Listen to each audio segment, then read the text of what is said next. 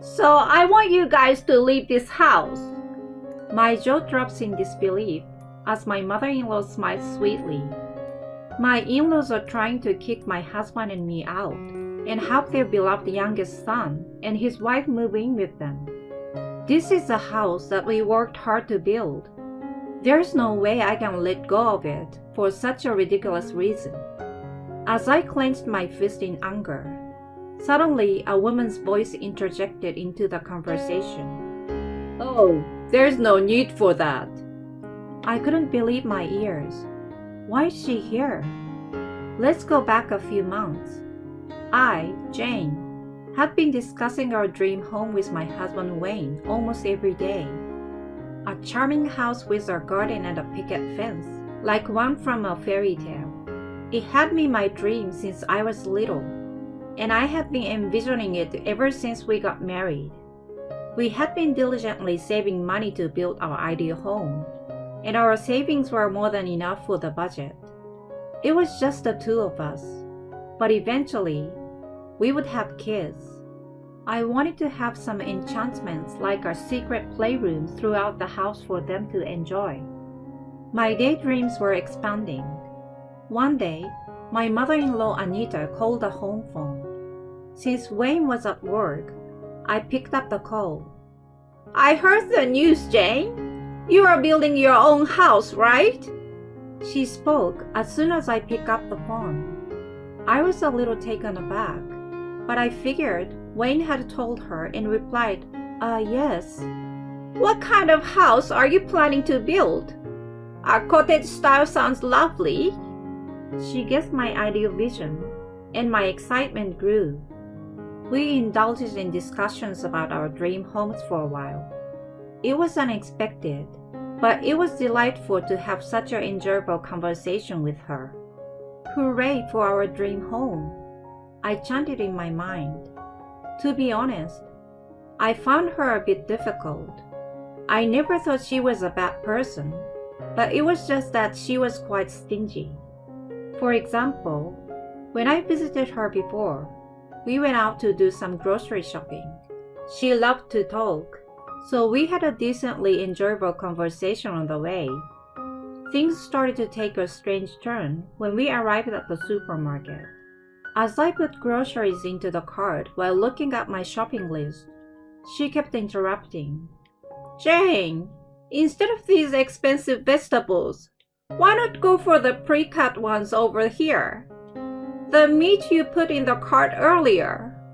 The stuff just started putting half-price stickers on them, so I will go exchange it. The yogurt isn't on sale here.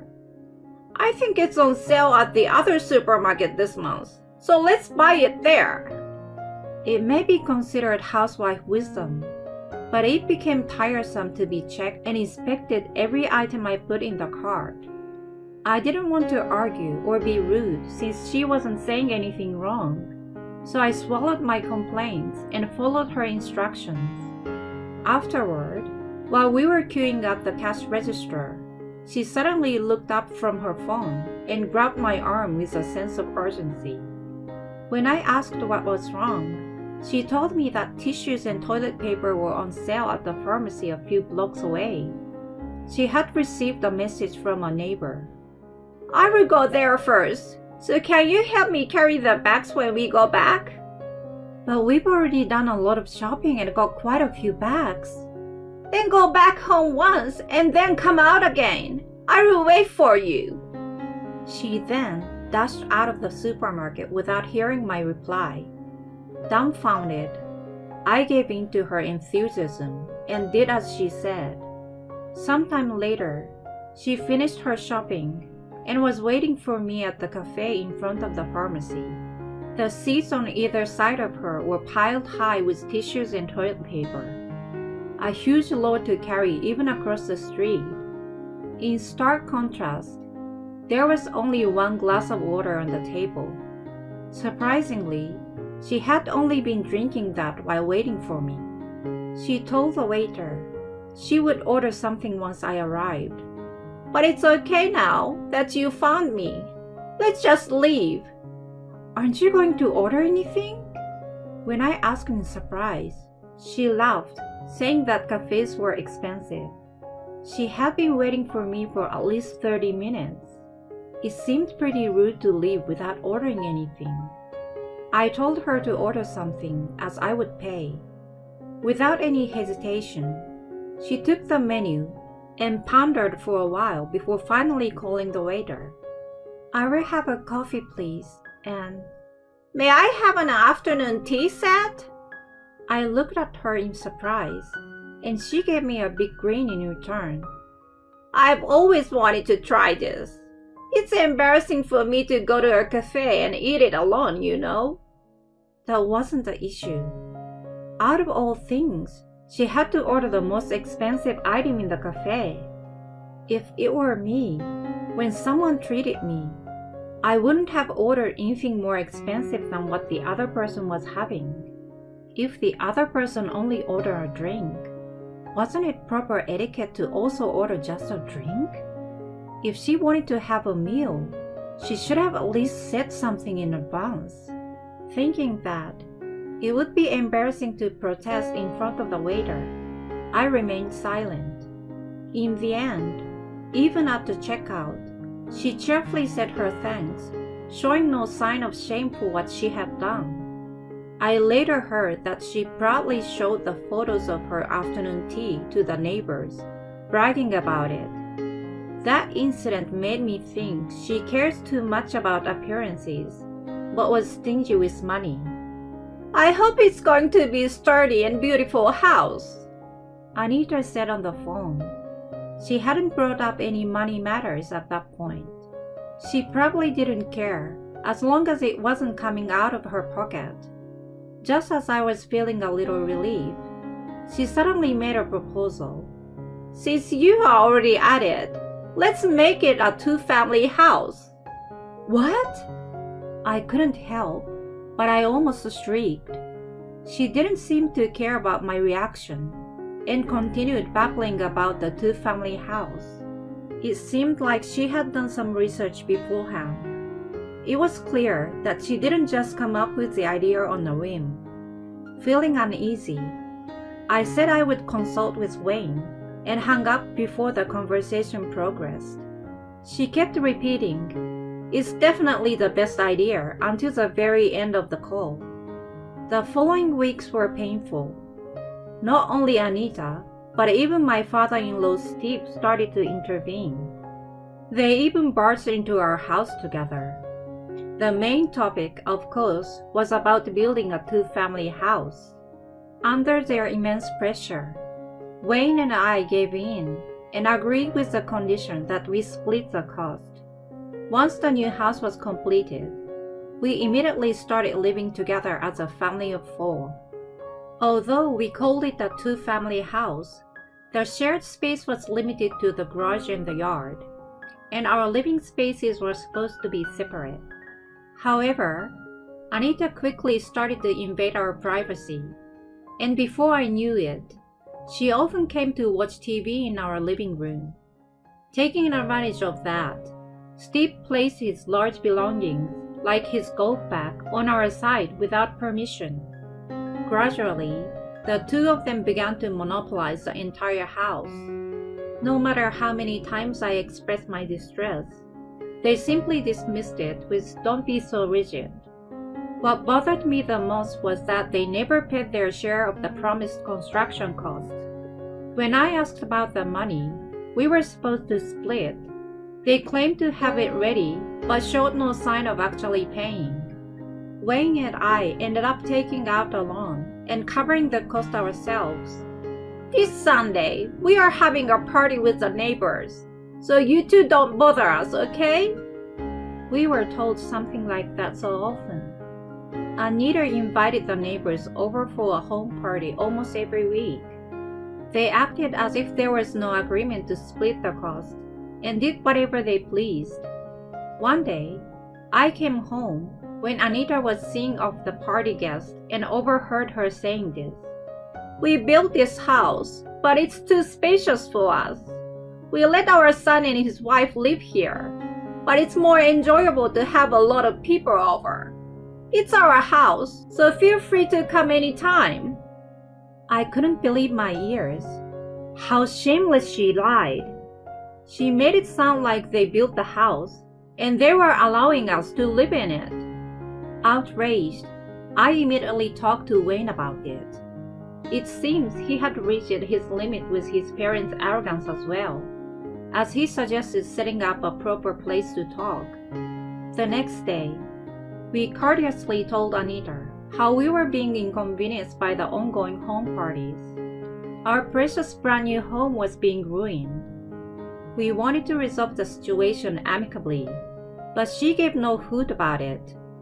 On the contrary, her overbearing behavior increased. She only engaged in activities like barbecues, which caused smoke to seep into the house. Not only that, but after the guests were gone, she just left everything in a mess. She made us do all the cleaning and tidying up. When Wayne and I were both mentally and physically exhausted, my in-laws came up with an idea to invite all the relatives. I asked if I could invite my parents. Then, Anita made a face as if she had bitten a bitter pill. "No! We are already full house with our relatives. Your parents can come another time, okay?" What did it mean that my parents weren't allowed to attend a family gathering? I felt suspicious and called my mom. "Hi, Jane. What's going on?" I was relieved to hear her voice, which I hadn't heard in a long time, and I told her everything. The refusal to let my parents attend the party, and making Wayne and me pay for the entire cost of the new house. She listened and cheered me up by saying that I had done my best despite the hardships. I couldn't help but cry at her sweet words. "Don't worry so much. Everyone is coming, right? It's a special party, so enjoy it." Encouraged by her, despite my anxieties, I gathered my determination. The house was built by Wayne and me. I swore to protect it together with him. On the day of the party, I welcomed the relatives, feeling nostalgic since our wedding. Among them were Wayne's younger brother, Isaac, and his wife. I had only spoken to them a little, but Wayne had told me several times that his parents doted on Isaac. As soon as he appeared, my in-laws became very cheerful. I couldn't help but feel a sense of dissatisfaction with the difference in their attitude toward us. At the same time, I thought if they were in such a good mood, we would spend the day without a hitch. I was a little relieved by the arrival of Isaac and his wife. However, that hope was quickly shattered. "Isaac, how have you been?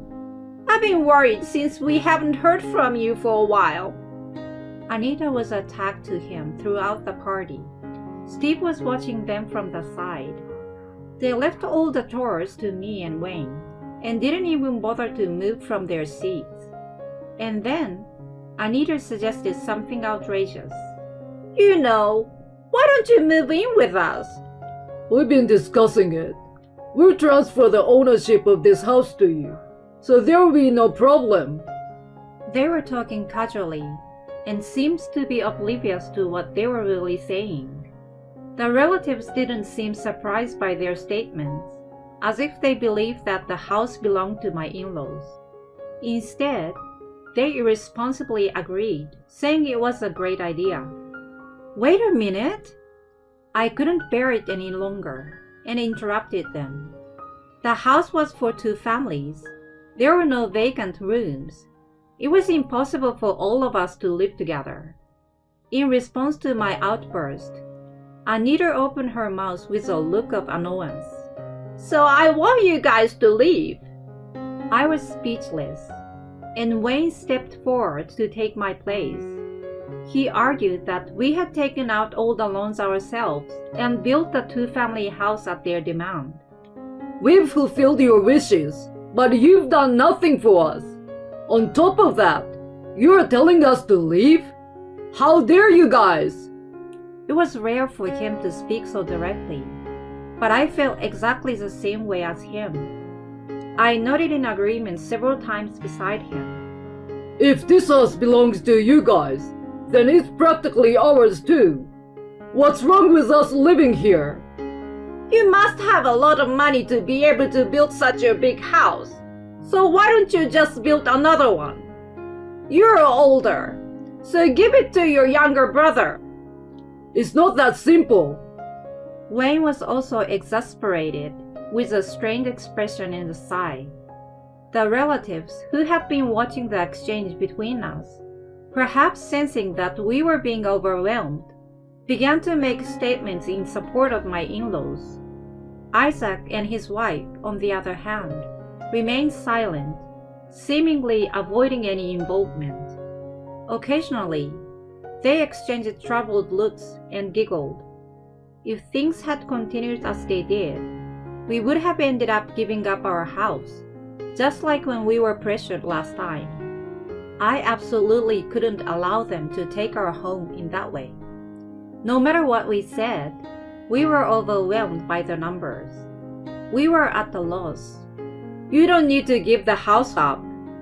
I couldn't believe my ears when a woman's voice suddenly joined the conversation. I was confused about why she was there. When I turned around, my mom and dad were standing at the entrance to the room. To the astonishment of everyone, the two of them nodded instead of greeting them. Then, my mom walked towards me and smiled, saying, "Surprise!" I could feel my tears coming up from the relief and bit my lip as I nodded. They must have been worried after the call, so they came all the way. I finally understood what my mom meant by not worrying. It seems like everyone here doesn't know, but the ownership of this land belongs to my husband. This house is also ours. We don't want it transferred to someone without our consent, my mom declared with a resolution. Including my in-laws, the relatives looked surprised. It was a shock to those who weren't present at the contract signing. In the midst of the commotion among the relatives, my in-laws anxiously began shouting, claiming it was all a baseless lie. My dad approached them and shut them up in a low rumbling voice. It can be easily proven by the registry. I suggest you refrain from making unfounded claims.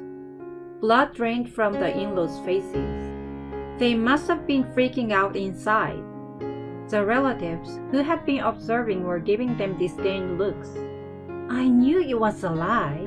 I was skeptical from the beginning. A well-known local figure is saying so. The whispers were coming not only from inside the room, but also from the hallway. I looked in that direction in puzzlement. There, neighbors were watching us. I assumed my parents had chosen them as witnesses. As a relative said, my dad was a well-known figure in the town and led a Bible study for adults and kids in the local church. My mom also knew many people through her volunteer activities, so she was trusted by the people around her. Their statements turned the table on us, and my in-laws were unable to make any excuses and fell silent. Thus, the party ended in our favor. A few days later, my in-laws, who were shamed in front of all the relatives and neighbors, tried to patch things up but failed miserably. In the end, they fled the house with their tails between their legs a few days later. My parents didn't just let them leave, but they also demanded a large cleaning fee, adding insult to injury. They said it was a punishment for being carried away in our new home, but it was probably done for our sake. I can't thank my parents enough. I recently heard that my in-laws are now living with Isaac and his wife. They rent a small apartment, much smaller than my house. It must be very tight for people to live there. After having their way all this time, I hope they will live modestly without causing Isaac trouble. In reality, I hear they are constantly arguing due to the stress of repayment. Wayne and I invited my parents to live in our immaculately cleaned house, and now we live a peaceful two-family life. Both of them are overjoyed to be able to live next to us. There is no benefit in showing off. I swear in my heart that from now on, I will live to share happiness with the people I care most about.